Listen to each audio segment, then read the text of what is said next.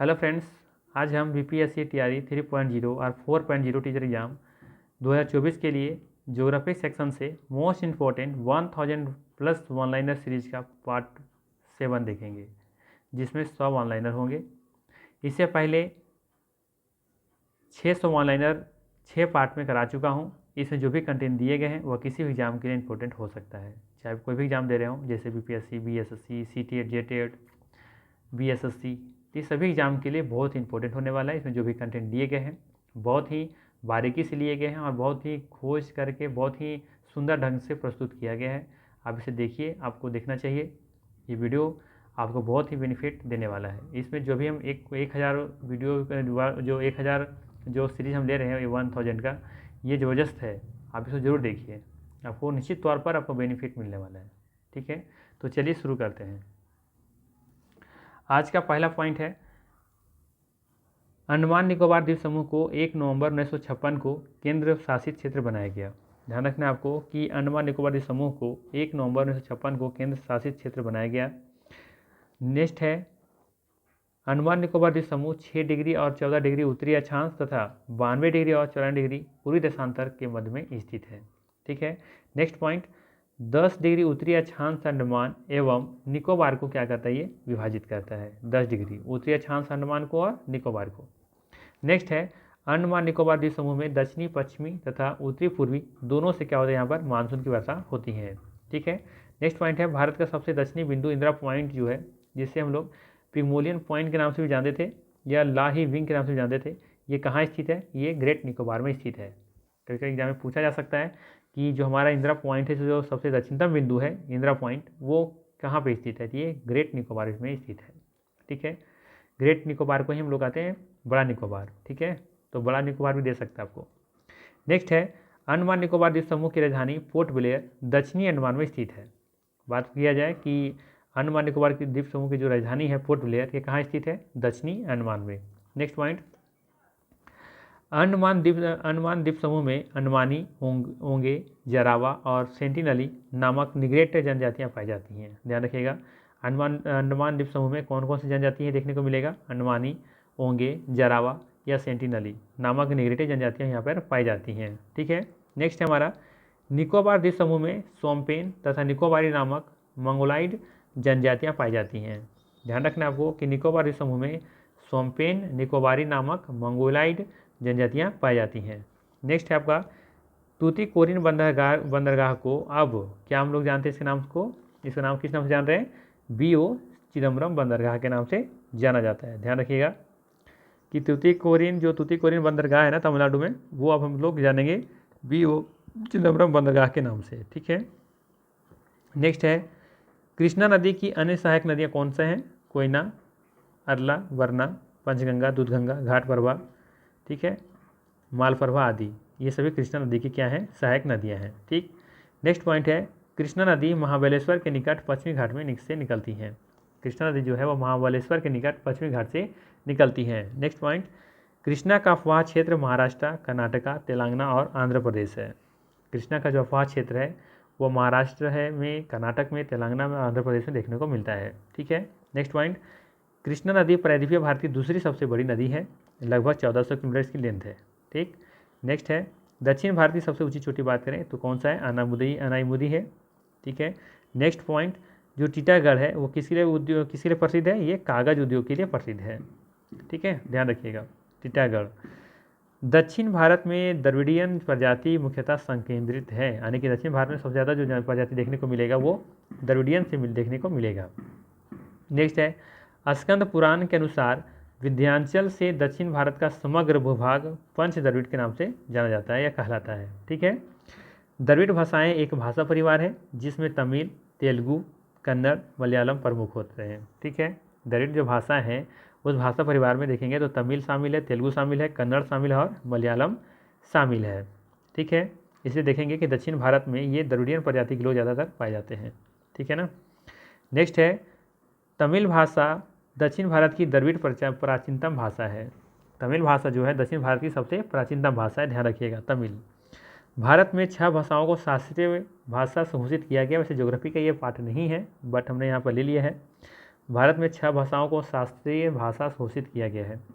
तमिल 2004 में, संस्कृत 2005 में, कन्नड़ को 2008 में और तेलुगु को 2008 में और मलयालम को 2013 में, साथ ही साथ उड़ीसा 2014 में। ठीक है, उड़िया है, उड़िया मतलब उड़ीसा का ही भाषा जो है। ठीक है, नेक्स्ट हमारा है तेल नदी किसी की सहायक नदी नहीं है, पॉइंट को छोड़ दीजिएगा। ये तेल नदी जो है वो आपका, बस आपको ध्यान ये रखना कि जो तेल नदी है वो महानदी की एक सहायक नदी है। ठीक है, नेक्स्ट है तेल नदी छत्तीसगढ़ राज्य के रायपुर जिले के आदिवासी बहुल के देवभोग विकास खंड से प्रभावित होती है। यह महानदी की सहायक नदी है। हाँ ठीक है, यहाँ मिल गया पॉइंट ये हमारा। ठीक है, ध्यान रखिए, यही पॉइंट हमको लेना था यहाँ पर, वो नहीं लेना था। ये लेना था कि तेल नदी छत्तीसगढ़ राज्य के रायपुर जिले के आदिवासी बहुल के देवभोग विकास खंड से प्रभावित होती हैं और यह महानदी की सहायक नदी है। कौन? तेल नदी। त्रिवेणी नहर से बिहार के क्षेत्र में सिंचाई होती है। ध्यान रखिएगा, त्रिवेणी नहर से बिहार के क्षेत्रों में क्या होती है? सिंचाई होती है। राष्ट्रीय राजमार्ग क्रम संख्या 85 जो है वो छपरा एवं गोपालगंज को जोड़ता है।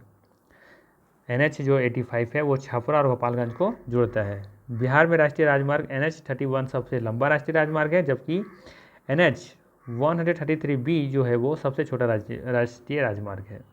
बिहार में राष्ट्रीय राजमार्ग जो है वो NH 31 सबसे लंबा है, जो कि सबसे छोटा बात करें तो NH 133B सबसे छोटा राष्ट्रीय राजमार्ग है। ठीक है, वर्ष 2001 से 11 के दौरान बिहार में जनसंख्या वृद्धि 25.1% थी। ध्यान रखना है कि बिहार में जो जनसंख्या वृद्धि देखने को मिला वो बिहार में 25.1% देखने को मिला 2001 से 11 के बीच में। वर्ष 2001 से 11 के दौरान राज्य में सबसे अधिक जनसंख्या वृद्धि जो हुआ वो कहाँ पे हुआ? मधेपुरा में हुआ। कितना परसेंट? 31.2%। ठीक है, औसत पूरा बिहार में 25% हुआ है, लेकिन सबसे ज़्यादा देखने को मिला है कहाँ पे? मधेपुरा में, जो कि 31.2% है। ठीक है, नेक्स्ट है मूंगा रेशम उत्पादन में भारत का अधिकार है, यानी कि मूंगा रेशम में उत्पादन में भारत सबसे आगे है। ठीक, रेशम का भारत में सर्वाधिक उत्पादन कर्नाटक में होता है। एकाधिकार तो प्राप्त है भारत को पूरे वर्ल्ड में, लेकिन सबसे ज़्यादा उत्पादन अगर भारत में कहीं होता है तो वो होता है कर्नाटक में। रेशम का सर्वाधिक उत्पादन चीन देश करता है। ठीक है, ध्यान रखिएगा। श्वेत क्रांति का भारत में ऑपरेशन फ्लड के नाम से जाना जाता है। ये ध्यान रखिएगा, बहुत बच्चे कन्फ्यूज करते हैं क्या ऑपरेशन फ्लड के नाम से सोचते हैं कुछ और होगा, बट यहाँ पर ये किससे संबंधित है? ये श्वेत क्रांति से संबंधित है। ठीक है, श्वेत क्रांति मतलब दुग्ध उत्पादन से। नेक्स्ट है बिहार राज्य में कुल सड़क की जो लंबाई है वो है 1,49,541 किलोमीटर। ठीक है, बिहार में कुल सड़क की जो लंबाई है वो है 1,49,541 किलोमीटर। मिट्टी के अध्ययन को क्या कहते हैं? पेडोलॉजी कहते हैं। ध्यान रखिएगा। कैमूर का पठार चूना पत्थर के लिए प्रसिद्ध है। कैमूर पठार का जो क्षेत्र है वो रोहतास और तैमूर जिले दोनों में स्थित है। ध्यान रखिएगा, कैमूर का पठार रोहतास और तैमूर ये दोनों जिले देखने को मिलेंगे। ये कहाँ? ये रोहतास और जो तैमूर जो ज़िले हैं वो देखेंगे आप, ये बिहार का चित्र में देखेंगे कि इस जगह पे देखने को मिलेगा। ठीक है, यानी कि इधर उत्तर प्रदेश और इधर झारखंड के ठीक दोनों के बीच बॉर्डर पे देखने को मिलेगा आपको। क्या? रोहतास और तैमूर। तैमूर वैसे कैमूर होना चाहिए था ना। ठीक है, सुधार लीजिएगा। बिहार का जूट उत्पादन में दूसरा स्थान है। ठीक है, बिहार का जूट उत्पादन में दूसरा स्थान है, ध्यान रखिएगा। पहला स्थान किसका है? कमेंट करके बताइए मुझे। ऑस्ट्रेलिया के क्वींसलैंड भाग में सवाना जलवायु पाई जाती है। ऑस्ट्रेलिया के क्वींसलैंड भाग में सवाना जलवायु पाई जाती है। ध्यान रखना है आपको।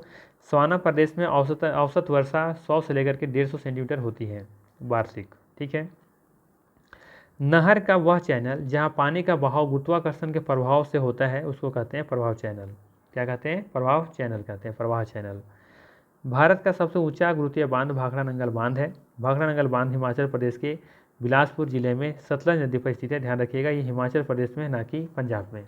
ठीक है, नेक्स्ट है हमारा भारत का सबसे ऊंचा बांध टिहरी बांध है, जो कि 261 मीटर है। ठीक है, संपूर्ण पृथ्वी का जो औसत घनत्व है वो है 5.5 ग्राम सेंटीमीटर क्यूब। ठीक है, ध्यान रखना है आपको कि संपूर्ण पृथ्वी का औसत जो घनत्व डेंसिटी है वो कितना है? 5.5 ग्राम पर सेंटीमीटर क्यूब।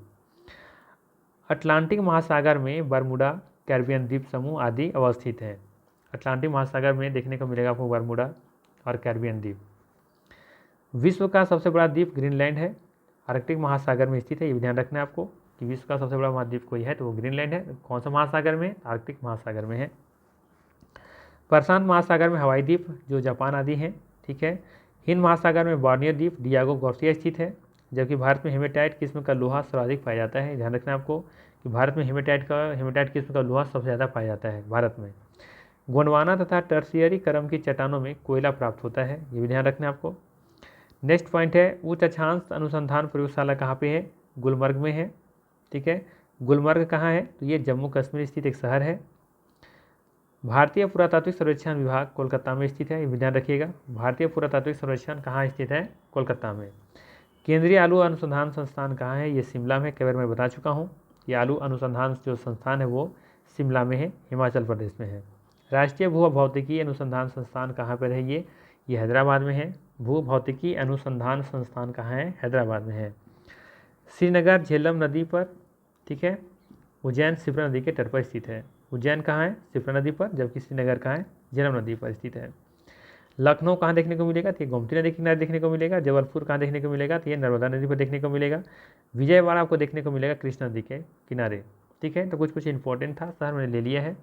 श्रीनगर झेलम नदी पर, उज्जैन शिप्रा नदी पर, जो आपको मध्य प्रदेश देखने को मिलेगा। लखनऊ गोमती नदी पर है, जबकि जबलपुर नर्मदा नदी के किनारे जो कि मध्य प्रदेश में है। विजयवाड़ा आपको कृष्णा नदी के किनारे देखने को मिलेगा। नेक्स्ट है भारत के कृत्रिम बंदरगाह का कुछ नाम है, एनौर, चेन्नई, नावा सेवा आदि। ठीक है, भारत के कृत्रिम बंदरगाह एनौर, चेन्नई और नावा सेवा आदि है, ध्यान रखना है आपको। चेन्नई बंदरगाह देश का सबसे पुराना बंदरगाह है। चेन्नई बंदरगाह देश का सबसे पुराना बंदरगाह है, ध्यान रखिएगा। विशाखापट्टनम आंध्र प्रदेश में जो देश का सबसे गहरा बंदरगाह है। विशाखापट्टनम, पट्टनम मतलब पताल, कैसे याद रखिएगा? विशाखापट्टनम, पट्टनम मतलब पताल में, पताल बहुत दूर में, तो जो सबसे ज़्यादा दूर मतलब गहरा होगा। ठीक है, केवलाव देव राष्ट्रीय पार्क 1982 में घोषित किया गया। 1981 से इसे रामसर साइट में भी शामिल किया गया था। ठीक है, 1982 में इसे राष्ट्रीय पार्क घोषित किया जाता है, जबकि 1981 से रामसर साइट में शामिल किया जाता है। ठीक, रामसर साइट का जो संबंध है वो आर्द्रभूमि संरक्षण से है, यानी कि वेटलैंड कंजर्वेशन से संबंधित है ये। कहवा के लिए औसत जो तापमान चाहिए वो चाहिए 15 डिग्री से लेकर के 18 डिग्री सी तक, और वर्षा कितना चाहिए? तो 150 से 250 सेंटीमीटर वर्षा होना चाहिए, यानी अच्छा खासा इसका बारिश चाहिए। ठीक है, भारत में वन स्थिति रिपोर्ट 2021 के अनुसार भारत में 24.62% कुल वनावरण है, यानी कि वन की जो स्थिति देखने को मिल रही है भारत में 2021 की रिपोर्ट के अनुसार वो है 24.62%। जलोढ़ मृदा भारत की सबसे अधिक उपजाऊ मृदा है, इसमें नाइट्रोजन की मात्रा कम होती है, ध्यान रखिएगा। जलोढ़ मृदा भारत की सबसे अधिक उपजाऊ मृदा है, इसमें नाइट्रोजन की मात्रा कमी देखने को मिलती है। किसमें? जलोढ़ मृदा में। 1921 के जनगणना वर्ष को भारत की जनसंख्या का बहुत बृहत विभाजक वर्ष कहा जाता है। ठीक है, बहुत जगह देखने को आपको मिलता होगा कि 1921 को जनगणना वर्ष का भारत का जनसंख्या का बृहत विभाजक वर्ष कहा जाता है। क्यों कहा जाता है जानते हैं? इसके पीछे रीज़न क्या था? क्योंकि बहुत बार आप देखते होंगे, शायद कन्फ्यूज भी करते होंगे, क्या करिए ये जल विभाजक, ये जनसंख्या विभाजक वर्ष क्या है। एक्चुअली में देखिए कि 1921 से पहले जनसंख्या क्या हो रही थी ना, कि कभी बढ़ रही थी कभी घट रही थी। कहीं ये भी देखने को मिलता है, जो मैं बता रहा हूँ वही सब चीज़ें देखने को मिलती हैं कि 1921 से पहले जनसंख्या कभी बढ़ती थी, कभी बढ़ जाती थी, कभी घट जाती थी। लेकिन 1921 के बाद 1921 ऋणात्मक देखने को मिली, और उसके बाद फिर जो वृद्धि हुआ वो वृद्धि होता ही रहा, कभी नेगेटिव नहीं गया। इसीलिए कहा जाता है 1921 को विभाजक वर्ष कहा जाता है। ठीक है, ध्यान रखिएगा। 1921 की जनगणना जब हुई तो उस समय देखा गया कि ऋणात्मक देखने को मिला था, और उसके बाद जितनी जनगणना हुआ उसमें हमेशा पॉजिटिव ही देखने को मिला, यानी कि वृद्धि ही देखने को मिला, ऋणात्मक कभी भी नहीं देखने को मिला। इसीलिए कहा जाता है इसको भारत की जनसंख्या का विभाजक वर्ष।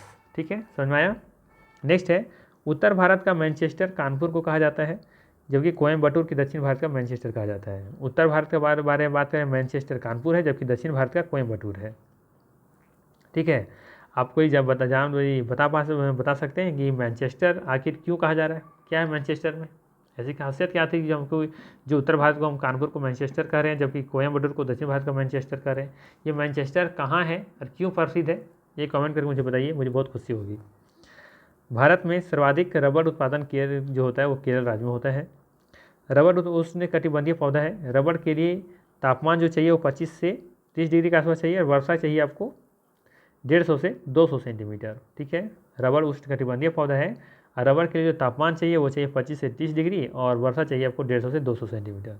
ठीक, बात करें हम रबड़ उत्पादन का, तो वो जो देश है वो थाईलैंड है, इंडोनेशिया है, मलेशिया है, भारत है, चीन है और श्रीलंका है। ये रबड़ के कुछ प्रमुख उत्पादक देश हैं, थाईलैंड, इंडोनेशिया, मलेशिया, भारत, चीन, श्रीलंका। AW जो है वो यह उष्णकटिबंधीय जलवायु मुख्य जलवायु प्रदेश है। AW को घोषित किया गया है, यानी कि जो कॉम्पेन वाला है उसमें AW क्या बताया गया है कि यह उष्णकटिबंधीय जलवायु क्षेत्र होगा। यहाँ तापमान 18 डिग्री से हमेशा क्या रहता है, अधिक रहता है। ठीक है। AS क्या बताया गया था, उष्णकटिबंधीय मुख्य जलवायु प्रदेश का ही एक वर्ग है।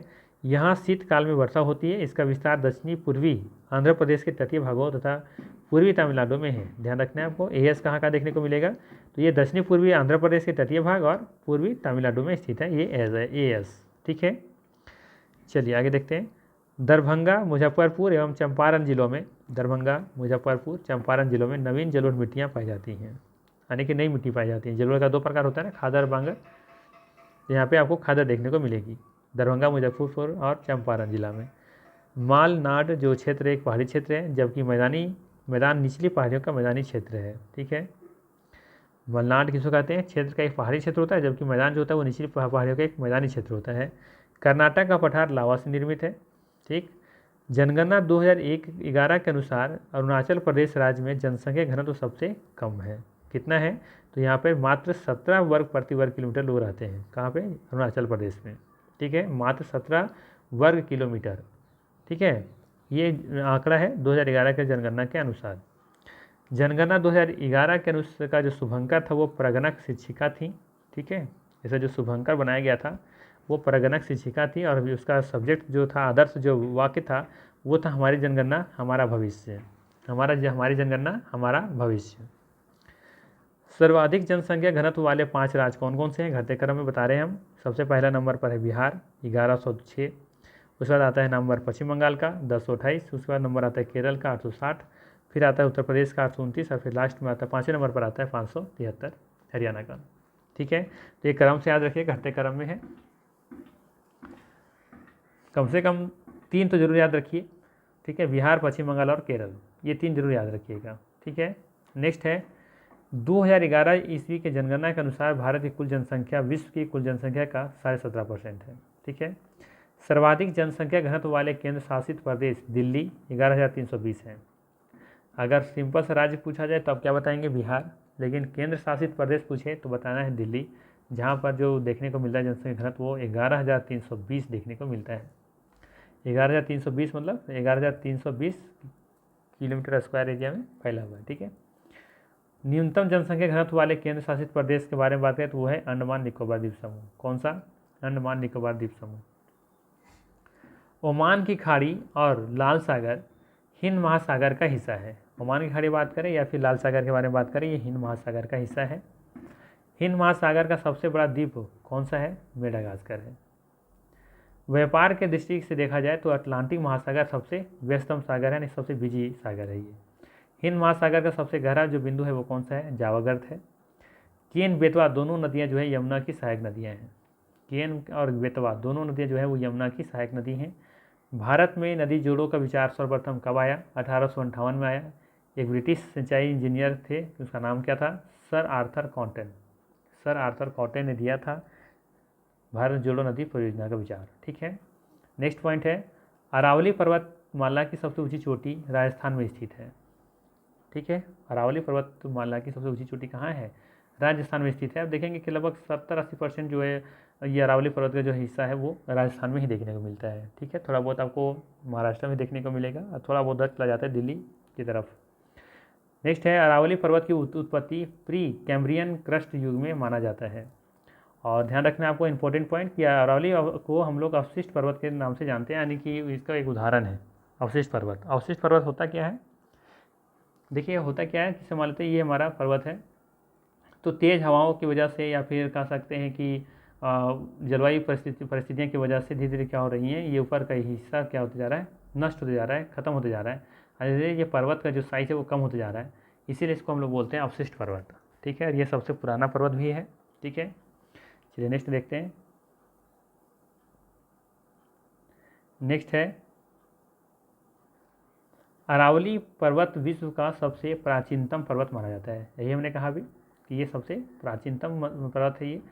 इस पर्वतमाला का सर्वोच्च शिखर गुरु शिखर है, सिरोही जिला में स्थित है। ध्यान रखना है इसकी जो ऊंचाई है वो 1722 मीटर बनता है। ठीक, जवाई बांध जवाई नदी पर जलाशय है, वह हल्द्वानी नदी की सहायक नदी है। ठीक है, तो आपको याद रखना है कि जवाई बांध जवाई नदी पर जलाशय है, यह हल्द्वानी नदी की सहायक नदी है। ठीक है, हो सकता है आप कन्फ्यूज कर रहे होंगे कि एक जवादी पहाड़ी के बारे में मैंने बताया है, तो जवाई बांध अलग है और जवादी पहाड़ियाँ अलग है। ठीक है, जवादी जो पहाड़ियाँ हैं वो कहाँ हैं, ये भारत के तमिलनाडु राज्य में पूर्वी घाट का एक विस्तार का श्रृंखला है, एक हिस्सा है। पूर्वी घाट का हिस्सा है वो कौन सा, जवादी पहाड़ी, ध्यान रखिएगा। जवाई बांध और जवादी पहाड़ियाँ अलग हैं। जवादी,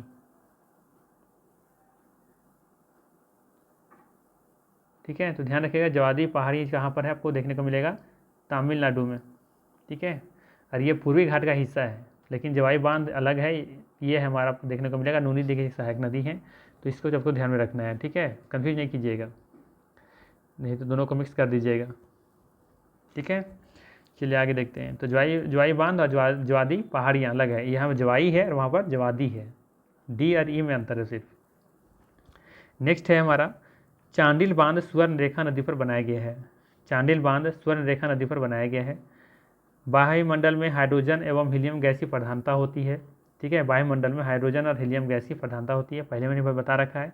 यहाँ पे प्रधानता इसलिए होती है क्योंकि हाइड्रोजन और हीलियम गैस हल्की होती हैं, इसीलिए वायुमंडल की सबसे ऊपरी परत में तैर रही होती हैं। दुनिया की दूसरी सबसे ऊंची चोटी, पर्वत चोटी है, वो कौन सा है, काराकोरम श्रेणी पर्वत श्रेणी में पाई जाती है। लेकिन K2 जो हमारा है, वो छूट गया थोड़ा सा, K2 होना चाहिए था। K2 जो है वो काराकोरम श्रेणी पर्वत श्रेणी में पाई जाती हैं। नेक्स्ट है हमारा गॉडविन स्टीन। गॉडविन स्टीन क्या है, गॉडविन स्टीन पर्वत की गौरीनंदा पर्वत के नाम से भी जाना जाता है। इंपॉर्टेंट पॉइंट है, ध्यान रखिए। गॉडविन स्टीन को लोग किसके नाम से जानते हैं, गौरीनंदा पर्वत के नाम से भी जानते हैं। गौरीनंदा पर्वत, गॉडविन स्टीन का दूसरा नाम क्या है, गौरीनंदा पर्वत भी है। पीर पंजाल में बनिहाल दरें स्थित हैं। पीर पंजाल में बनिहाल दरें स्थित हैं, ध्यान रखना है आपको, जो आपको जम्मू कश्मीर देखने को मिलेगा। लास्ट पॉइंट है आज का, भूटान की आधिकारिक भाषा क्या है, जोंगखा है। क्या है, जोंगखा। भूटान की आधिकारिक जो भाषा है, लैंग्वेज है, वो है जोंगखा है। ठीक है, ये था हमारे 100 लाइनर। वीडियो कैसा लगा कमेंट करके मुझे ज़रूर बताइएगा, और वीडियो को लाइक ज़रूर कर दीजिएगा। चलिए मिलते हैं नेक्स्ट वीडियो में। Thanks for watching.